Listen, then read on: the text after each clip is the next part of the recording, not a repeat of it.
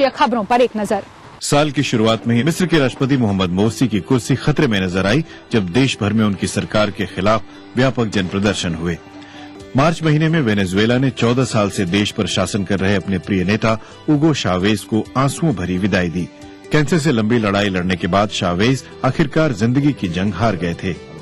Vatican की chimney से निकले सफेद धुएं ने संकेत दिया कि अर्जेंटीना के कार्डिनल बर्गोलियो नए पोप होंगे। चीन में भी शी जिनपिंग के राष्ट्रपति बनने के बाद एक नए दौर की शुरुआत हुई। अप्रैल में ही आयरन लेडी के नाम से मशहूर ब्रिटेन की पूर्व प्रधानमंत्री मार्गरेट थैचर का 87 वर्ष की आयु में निधन हो गया। इसी महीने में अमेरिका में बॉस्टन मैराथन के दौरान हुए 2 धमाकों में 3 लोगों की मौत हो गई, जबकि 170 से ज्यादा जख्मी हो गए।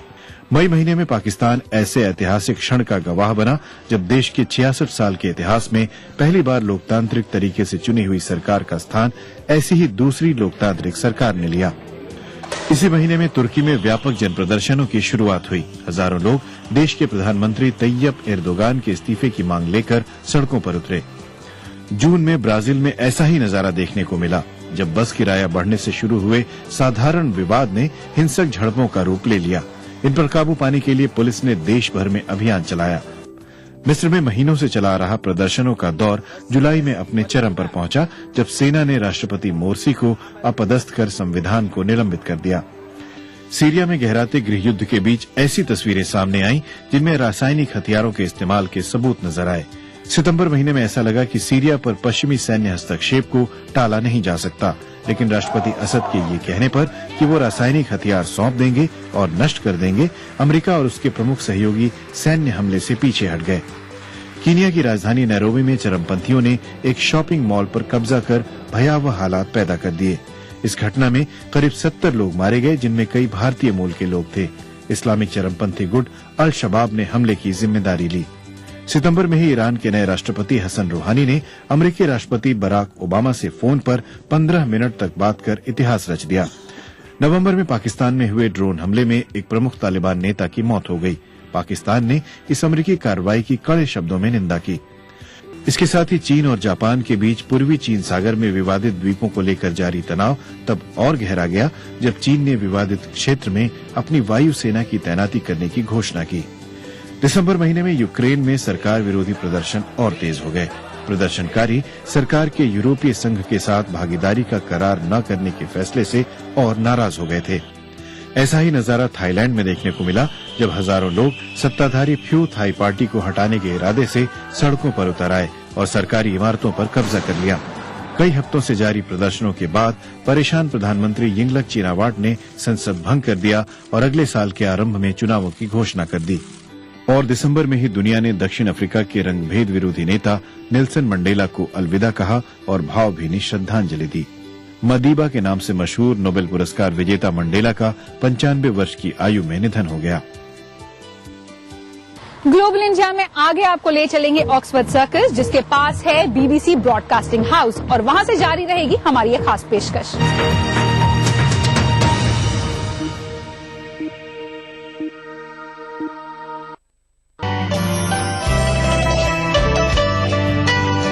आप नाराज हों, रूठें कि खफा हो जाएं।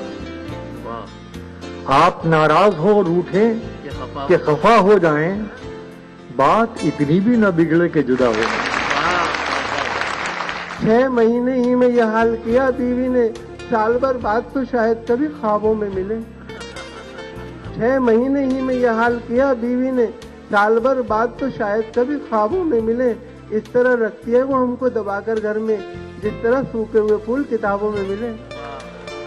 पुरसुकून लगती है कितनी झील के पानी पे बच, पैरों की बेताबियां पानी के अंदर देखिए। इस सनीचर महफिल मुशायरा में देखिए जश्न बहार के नाम से दिल्ली में मुनक्किदा एक शानदार आलमी मुशायरा रात 9:30 बजे सिर्फ ETV उर्दू पर। इस प्रोग्राम को पेश कर रहे हैं जिंदा तिलिस्मात, तमाम मौसमी बीमारियों की एक असरदार दवा। ताउन कर रहे हैं मिला स्किन क्रीम एली फार्मास्यूटिकल्स द्वारा निर्मित। Shri ultra red oxide, Bharat का एकमात्र जंग रोधक सीमेंट। 23 कारगर जड़ी बूटियों का करिश्मा, बस है तो न्यूरामेंट है ना। यार अब जमाना मुझको मिटाता है किस लिए? लोहे जहां पे हरफे मुकर्रर नहीं है। सब कहाँ कुछ लालो गुल में नुमाया हो गई, खाक में क्या सूरत होगी जब नहा हो। दिल भी तो है ना संगो खिश्त।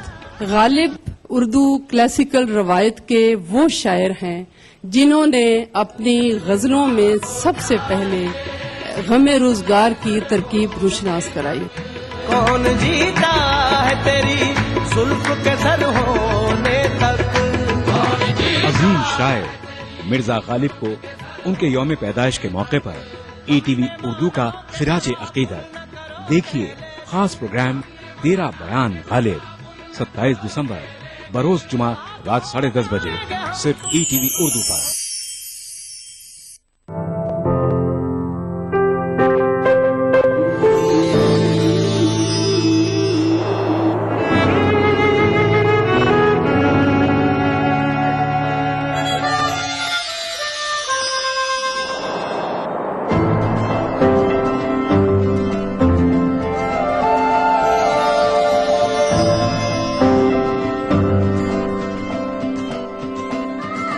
नए एहसासों से जुड़े नए रिश्ते बिखेरेंगे रंग।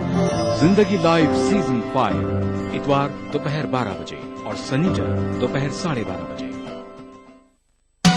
दक्कन की हर छोटी बड़ी सरगर्मी पर हमारी नजर, लेकिन आप तक पहुंचाते हैं सिर्फ वो खबर जो करे आपको बेदार। सियासत के गलियारों से रोजमर्रा की जिंदगी, दक्कन के गोशे गोशे से आप तक खबरें पहुंचाता दक्कननामा, रोजाना शाम 6:30 बजे।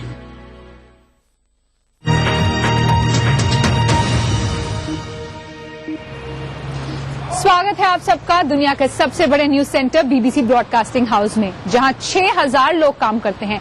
यहां से 27 भाषाओं में रेडियो, टीवी और ऑनलाइन के जरिए दुनिया भर में खबरें पहुंचाई जाती हैं। और दुनिया के किसी भी कोने में कोई भी बड़ी खबर हो, यहां पर उसकी हलचल जरूर महसूस की जाती है। और 2013 में कई ऐसी बड़ी घटनाएं या फिर कहे दुर्घटनाएं हुई, चाहे वो उत्तराखंड में बाढ़ हो या फिर तूफान हयान। तो 2013 की बड़ी ट्रेजेडीज पर एक नजर।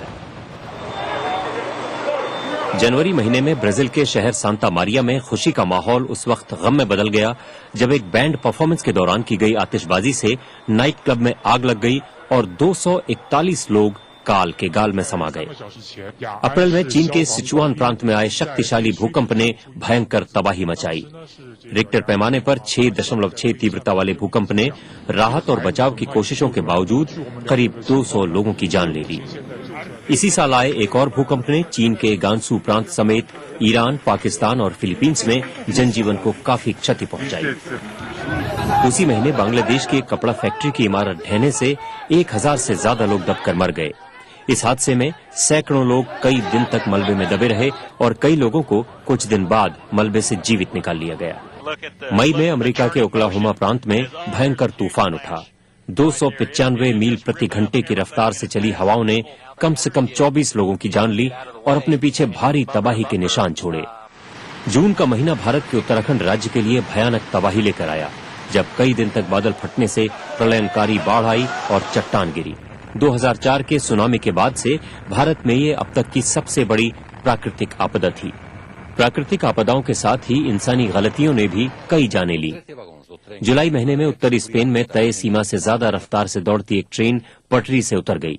इस हादसे में 79 लोग मारे गए, जबकि कनाडा में कच्चा तेल ले जा रही एक अनियंत्रित ट्रेन पटरी से उतर गई। जबरदस्त विस्फोट हुआ जिसमें कई इमारतें तबाह हो गईं और 47 लोगों की मौत हो गई।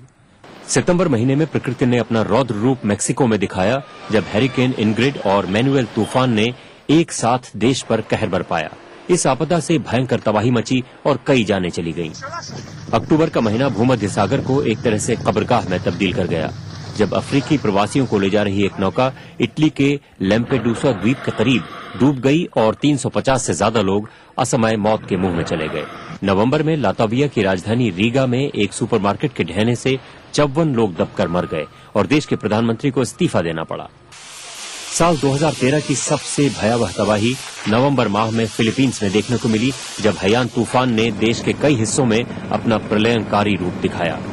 इस विनाशक विप्लव में 5000 से ज्यादा लोग मारे गए और संपत्ति को बेहिसाब नुकसान पहुंचा। ये साल साइंस जगत के लिए भी बेहद खास था, चाहे भारत का मार्स मिशन हो या फिर गॉड पार्टिकल हिग्स बोसॉन की खबर। तो आइए डाल लेते हैं साइंस राउंड अप पर एक नजर।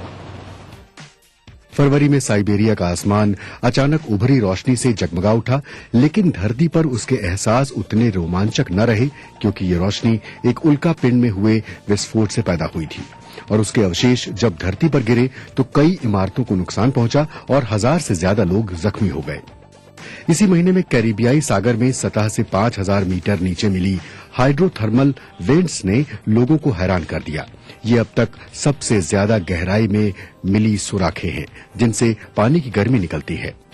मार्च में इस बात की पुष्टि हुई कि पिछले साल ढूंढा गया हिग्स बोसोन एक नया मूल तत्व है। वैज्ञानिक 1960 के दशक से ही इस परिकल्पना से जुड़ी भौतिकी की गुत्थी को सुलझाने में लगे थे। अमेरिकी शोधकर्ताओं ने अप्रैल माह में दुनिया को खुशखबरी दी कि प्रयोगशाला में उन्होंने एक ऐसा कृत्रिम गुर्दा विकसित किया है जिसके जानवरों में सफल प्रतिरोपण के बाद उसने काम करना शुरू कर दिया है। उधर यूरोप के मशहूर हर्शल अंतरिक्ष टेलीस्कोप के लिए ये महीना अच्छा नहीं रहा।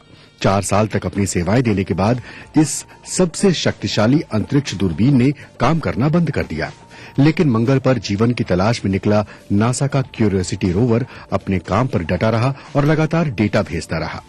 उसके भेजे आंकड़ों से पता चला कि लाल ग्रह पर कभी जीवन संभव था। अंतरिक्ष से धरती पर लौटे तो लंदन में पत्रकारों ने प्रयोगशाला में विकसित पहला बर्गर देखा, जिसे मीडिया के सामने खाया भी गया। संयुक्त राष्ट्र जलवायु परिवर्तन पैनल ने अपनी ऐतिहासिक रिपोर्ट में बताया कि वैज्ञानिक इस बात पर 95% सहमत हैं कि 1950 के दशक के बाद से मनुष्य ही ग्लोबल वार्मिंग की सबसे बड़ी वजह है। रिपोर्ट में यह भी कहा गया है कि पिछले 15 सालों में ग्लोबल वार्मिंग में जो ठहराव आया है वो इतना छोटा है कि उससे किसी दीर्घकालिक आकलन तक नहीं पहुंचा जा सकता। लेकिन फिर एक अच्छी खबर आई। दवाएं बनाने वाली कंपनी ग्लैक्सोस्मिथक्लाइन ने बताया कि अगले 2 सालों में मलेरिया से लड़ने वाला टीका उपलब्ध हो सकेगा। 7 अफ्रीकी देशों में गहन मेडिकल परीक्षण के बाद कंपनी इस नतीजे पर पहुंची। अक्टूबर में ब्रितानी वैज्ञानिकों ने एक रसायन के रूप में अल्जाइमर्स बीमारी की दवा पेश की। इस लाइलाज बीमारी के संभावित इलाज की दिशा में मील का पत्थर साबित होने वाला ये रसायन मस्तिष्क की कोशिकाओं के क्षरण को रोककर तंत्रिका तंत्र से जुड़ी बीमारियों के इलाज में मददगार हो सकता है। साल 2013 का नोबेल शांति पुरस्कार जब रासायनिक हथियारों पर रोक लगाने वाले संगठन OPCW को मिला तो विश्व मंच पर ये दुनिया भर के वैज्ञानिक प्रयासों का सम्मान था। संस्था ने सीरिया में रासायनिक हथियारों को नष्ट करने के काम का निरीक्षण किया था और नवंबर का महीना भारत के लिए खुशियों का संदेश लेकर आया जब उसने सफलतापूर्वक अपना मंगल ऑर्बिटर मिशन शुरू किया। उम्मीद है कि इसकी सफलता के बाद भारत का ये अभियान दुनिया का चौथा सफल अंतरिक्ष कार्यक्रम बन जाएगा। और चलते चलते 2013 के कुछ चुनिंदा लम्हों पर एक नजर।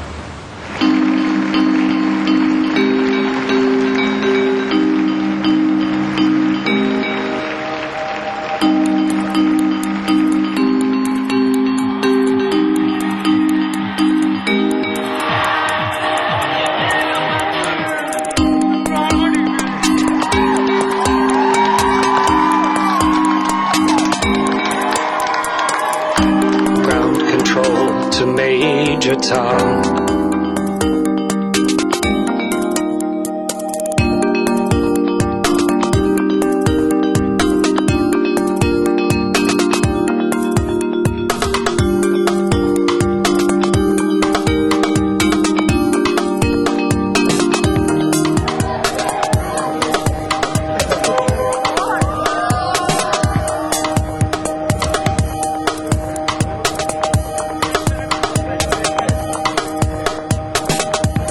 ग्लोबल इंडिया के ईयर एंड स्पेशल में इतना ही। अब नए साल में होगी मुलाकात। तब तक के लिए ग्लोबल इंडिया की पूरी टीम की तरफ से आप सभी को नए साल की शुभकामनाएं।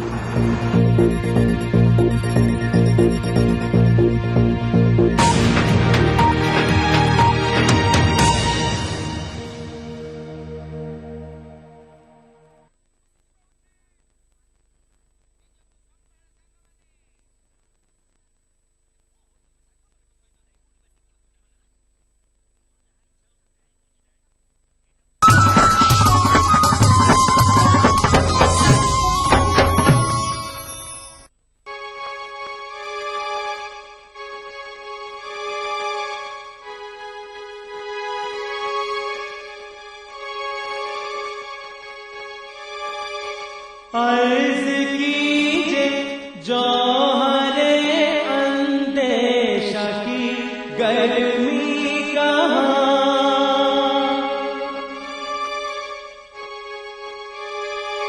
अर्ज कीजे जौहरे अंदेशा की गर्मी कहाँ, कुछ ख्याल आया था वहशत का कि सहरा ईटीवी उर्दू पर अगला प्रोग्राम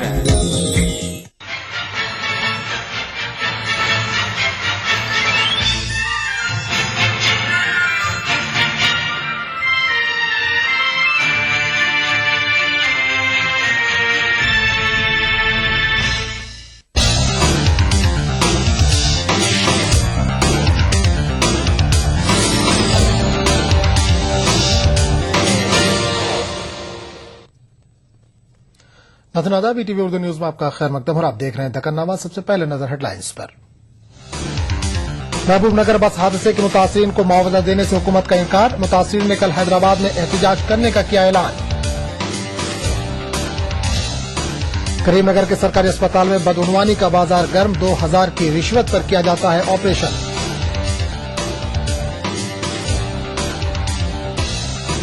एमबीएस ज्वेलर्स के मालिक को सीबीआई ने किया गिरफ्तार, बैंक में फर्जी दस्तावेजात जमा कराने का शाखसाना।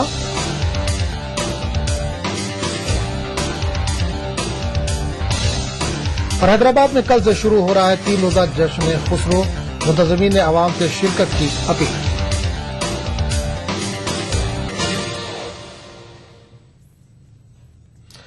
दक्कन की खबरों से पहले ये नजर डालते हैं अभी तक की कुछ दूसरी बड़ी खबरों पर। गुजरात के वजीर आला नरेंद्र मोदी का कहना है कि 2002 के गुजरात फसादात से इन्हें काफी सदमा पहुंचा था। फसादात के ताल्लुक से पहली बार इजहार ख्याल करते हुए मोदी ने अपने ब्लॉग में लिखा है कि 2002 के फसादात के बाद वो काफी दुखी थे। मोदी ने लिखा है कि इन्हें रियासत की क़यादत उस वक्त सौंपी गई थी जब गुजरात 2001 के जल्जलों से दहला हुआ था। मोदी ने लिखा कि जल्जलों के कुछ ही दिनों बाद माबाद गोधरा फसादात रोनुमा हुए, जिससे वो सदमे से दो चार हुए। मोदी का कहना है कि दुख, उदासी, अफसोस, कर्ब जैसे अल्फाज इस खालीपन को नहीं भर सकते जो किसी ने इतने बड़े गैर इंसानी अमल को देखने के बाद महसूस किया हो।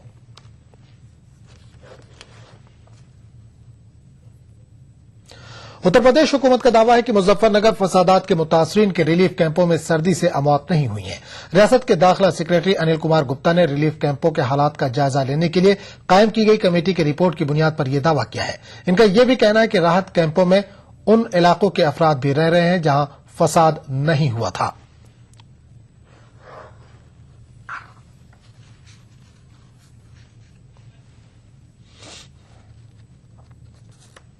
दिल्ली में कल नई हुकूमत बनने जा रही है। इससे कबल एक स्टिंग ऑपरेशन ने तहलका मचा दिया है। इस ऑपरेशन में दिखाया गया है कि सरकारी दफ्तर में कुछ फाइलों को तल्फ किया जा रहा है। केजरीवाल से जब इस सिलसिले में पूछा गया तो उन्होंने कहा कि फाइलों की हिफाजत की जिम्मेदारी चीफ सेक्रेटरी की है और इसके लिए वो अवाम को जवाबदेह है। फाइलें तल्फ किए जाने के मामले में कांग्रेस लीडर और साबिक वजीर अरविंद सिंह लवली का नाम लिया जा रहा है, लेकिन इन्होंने इल्जामात को खारिज कर दिया है।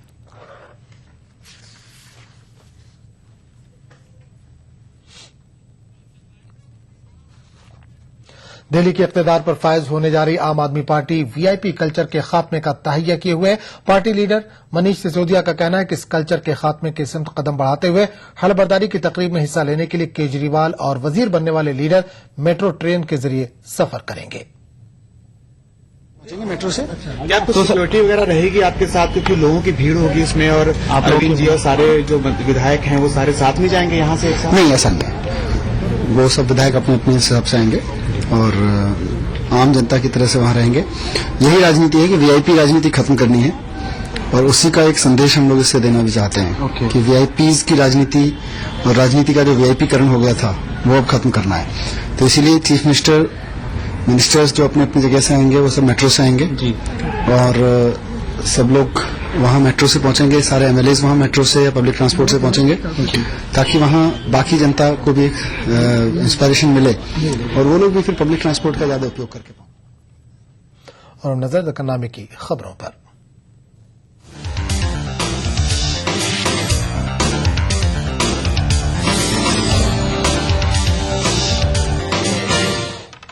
जिला महबूबनगर के बस आतिशज़दगी हादसे के मुतासरा अफराद के मुतालबों को कबूल करने से हुकूमत ने इनकार कर दिया है। रियासती वजीर ट्रांसपोर्ट बोस्सा सत्यनारायणा ने कहा कि मुतासरा खानदानों को फीकस 20 लाख रुपए और किसी एक फर्द को सरकारी नौकरी देना हुकूमत के बस में नहीं है। बोस्सा ने कहा कि हादसे का शिकार बस का इंश्योरेंस था, लिहाजा इंश्योरेंस इदारे से वो मुतासरा खानदानों को माली इमदाद फराहम करवाएंगे। నేను దాంట్లోకి వెళ్ళదలుచుకోలేదు, ఎందుకంటే సెన్సిటివ్ ఇష్యూ. అప్ప మా ప్రాణ బాధతో ఉన్నారు. వాళ్ళు ఏది మాట్లాడినా దాన్ని మనం సానుభూతి అర్థం చేసుకోవాలి తప్ప ఎగరేసి తీసుకోలేదు. వాళ్ళు అడుగుతుంది యాక్సిడెంట్ అయింది, నా కుటుంబం కొట్టి ఉద్యోగం ఇవ్వండి, 20 లక్షలు ఎక్స్గ్రేషియా ఇవ్వండి. ఇది ఎక్కడైనా ఆశ చరిత్రలో ఎక్కడైనా జరిగిందో చెప్పండి. ప్రభుత్వ నెగ్లిజెన్సీ మనం ఒకసారి ఆలోచించాలి. అయితే ఇందులో ఏమైపోయిందంటే నేను అందుకే ఇందాకన్నా సెన్సిటివ్ ఇష్యూ కాబట్టి అంటే నేను చూశాను మా ఇంటి దగ్గర ఏదో ధర్నా జరిగిందంట. యాక్చువల్ గా నాకైతే ధర్నా విషయమే తెలియదు.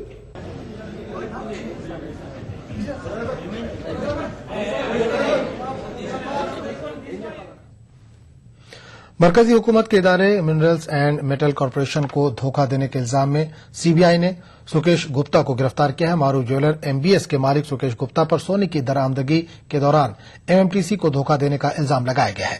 जांच एजेंसी के मुताबिक सोने की बरामदगी के लिए बैंक में जमानत के तौर पर सुकेश गुप्ता ने फर्जी दस्तावेजात जमा कराए थे।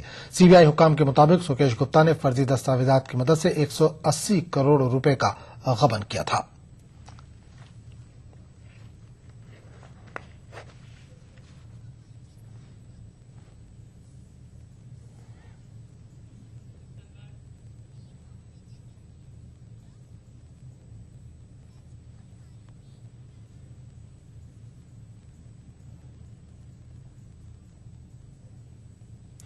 टीआरएस लीडर केटी रामाराव ने तेलुगुदेशम पार्टी को तनकीद का निशाना बनाया। हैदराबाद में मीडिया से बात करते हुए केटीआर ने इल्जाम लगाया कि पार्टी सरबराह इन चंद्रबाबू नायडू पर तेलंगाना की तश्कील को रोकने की साजिश रच रहे हैं। केटीआर ने कहा कि तेलुगुदेशम लीडर टीआरएस को बदनाम करने की कोशिश कर रहे हैं। इन्होंने टीआरएस को कांग्रेस में जम करने की खबरों को मुस्तरद कर दिया।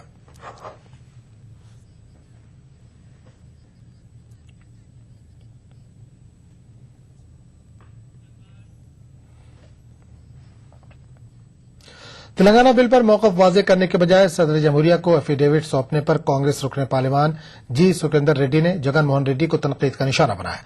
सुखेंदर रेड्डी ने कहा कि चंद्रबाबू नायडू ने मसावी इंसाफ का नारा छोड़कर अब मुत्तहिदा आंध्रा का राग अलापना शुरू कर दिया है। इन्होंने कहा कि साबिक में सेकुलरिज्म का दावा करने वाले चंद्रबाबू नायडू अब बीजेपी से हाथ मिलाने की खातिर बेचैन नजर आ रहे हैं।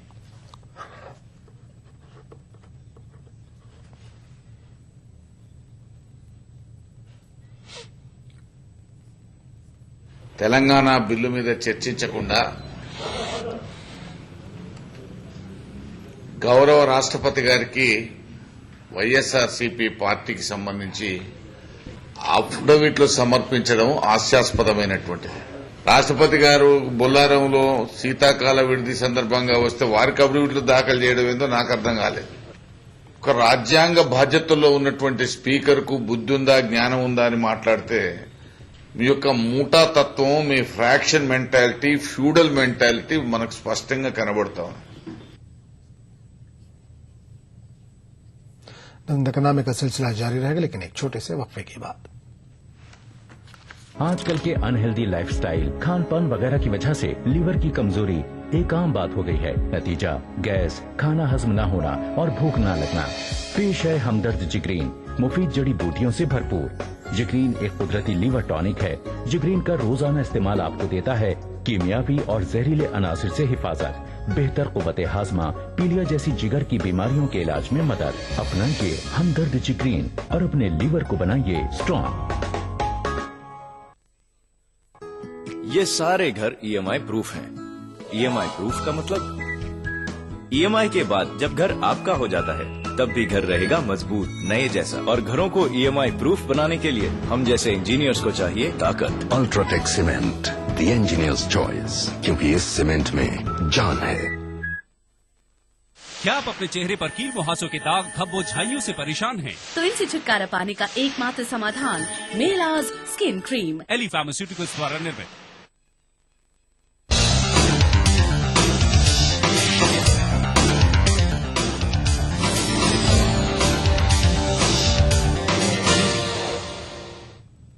ईटीवी उर्दू न्यूज में एक बार फिर आपका खैर मकदम और आप देख रहे हैं दक्कननामा। आंध्र प्रदेश पीसीसी के सदर बोसा सत्यनारायणा ने तनबीह की है कि पार्टी हाईकमान पर तनकीद करने वाले लीडरों के खिलाफ कार्रवाई की जाएगी। हैदराबाद में मीडिया से बात करते हुए सत्यनारायणा ने कहा कि कवायद की खिलाफ वर्जी करने वाले कांग्रेस अरकान के खिलाफ तादीबी कार्रवाई की जाएगी। बोसा सत्यनारायणा ने कहा कि 2014 में होने वाले आम इंतखाबात में कांग्रेस की कामयाबी यकीनी बनाने के लिए कांग्रेस हुकूमत की फलाही स्कीमात से अवाम को वाकिफ करवाया जाएगा। ఆ బాధలో ఆ కుటుంబాలు వచ్చి బాధపడితే దానికి పూర్తిగా మా సానుభూతి కూడా ఉంది. చేసాం వాళ్ళు అప్లై చేస్తుంటే 200% వస్తుంది. ఎవరికైనా రాకపోతే మనం ఇంటర్వ్యూ అవ్వాలి. ఆల్రెడీ కంపెనీలతో మాట్లాడి ग्रेटर हैदराबाद म्यूनिसिपल कॉर्पोरेशन के सफाई मुलाजमीन ने आज से गैर मुअय्यना मुद्दत की हड़ताल का आगाज कर दिया। हड़ताली मुलाजमीन तनख्वाहों में इजाफे और दीगर अलाउंस देने का मुतालबा कर रहे हैं। मुलाजमीन तंजीमों ने जीएचएमसी के सफाई अमले को हेल्थ कार्ड भी फराहम करने का मुतालबा किया है। हड़ताल के सबब आज शहर हैदराबाद में कचरे की निकासी का काम ठप पड़ गया है।